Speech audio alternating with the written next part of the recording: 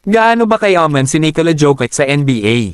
Nikola Jokic, isang Serbian professional basketball player, ay kasalukuyang naglalaro bilang center para sa Denver Nuggets sa NBA.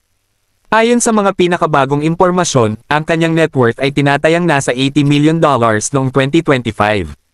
Ang yaman na ito ay bunga ng kanyang matagumpay na karera sa basketball at mga endorsement deals.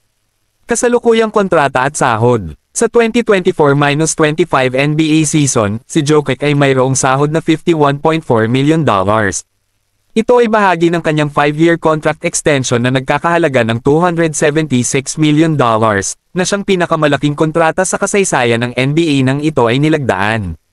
Ang kontratang ito ay nagpapakita ng tiwala ng Denver Nuggets sa kanyang kakayahan bilang isa sa mga pinakamahusay na manlalaro sa liga.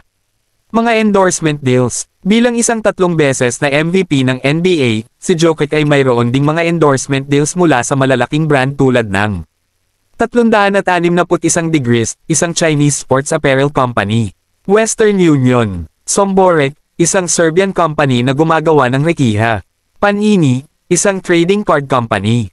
Ang kabuuang kita mula sa mga endorsement deals na ito ay tinatayang umabot sa $8 million. Aking ari-arian at pamumuhunan. Si Jokic ay mayroong bahay na nagkakahalaga ng $2.4 million sa Denver, Colorado, at siya rin ay may ilang sasakyan kabilang ang Jeep Grand Cherokee, Range Rover, at Mercedes-Benz GLE 43 amang.